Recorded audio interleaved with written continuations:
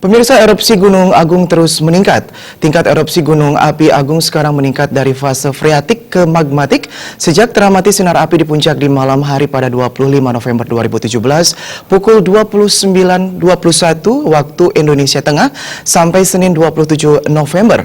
Erupsi fase magmatik disertai kepulan abu tebal menerus mencapai ketinggian 2.000 hingga 3.400 meter dari puncak sehingga status Gunung Agung dinaikkan dari siaga ke awas atau level 4.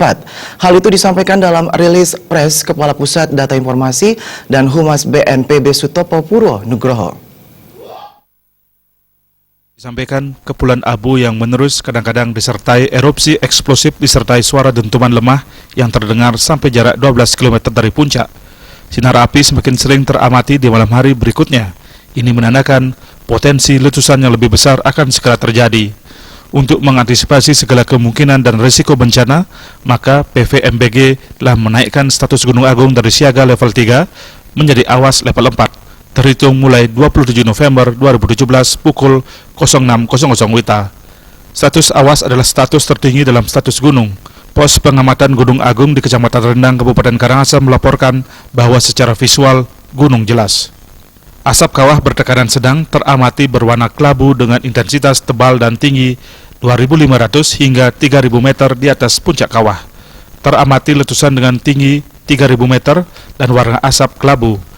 Terlihat sinar api, tremor non-harmonik menerus amplitudo 1 hingga 10 mm.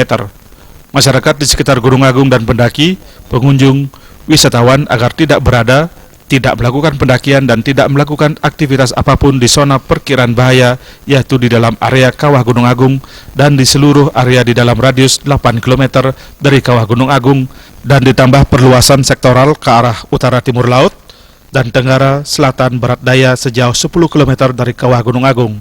Zona perkiraan bahaya sifatnya dinamis dan terus dievaluasi dan dapat diubah sewaktu-waktu mengikuti perkembangan data pengamatan Gunung Agung yang paling aktual. Masyarakat yang berada di dalam radius 8 km dan perluasan 10 km dihimbau untuk segera mengungsi dengan tertib dan tenang. Tim Liputan